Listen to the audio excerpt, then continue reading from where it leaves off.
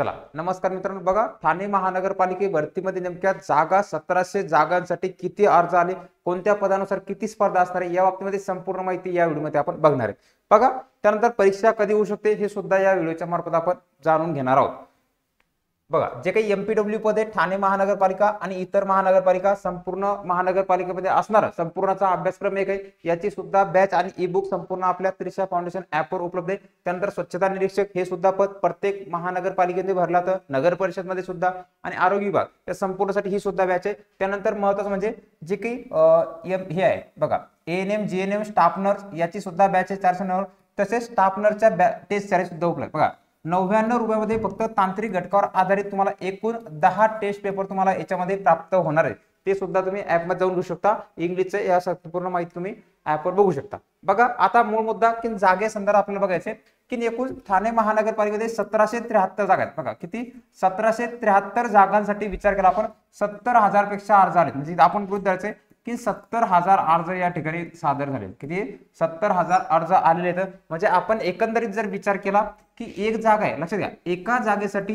39 जणांची स्पर्धा आहे। बघा लक्षात घ्या एका पदासाठी की तुम्हाला 39 जणांची सोबत तुमची स्पर्धा असणार आहे, त्यामुळे आतापासून आपण अभ्यासाला चांगल्या प्रकारे असणं गरजेचं आहे। यामध्ये विशेषतः महत्त्वाचे जर पद आपण बघितले की 497, बघा लक्षात घ्या 457 जे पद आहेत जे की एएनएम जीएनएम जे काही स्टाफ नर्स आहे तर या पदासाठी म्हणजे एकंदरीत विचार केला 39 यानं जर विचार केला आपण एका जागेसाठी जवळपास 17,000 पदक आहे तुम्हाला या ठिकाणी एवढ्या लोकांसोबत स्पर्धा असणार आहे, त्यामुळे आतापासून आपला चांगल्या प्रकारे अभ्यास सराव असणं अत्यंत महत्त्वाचं आहे।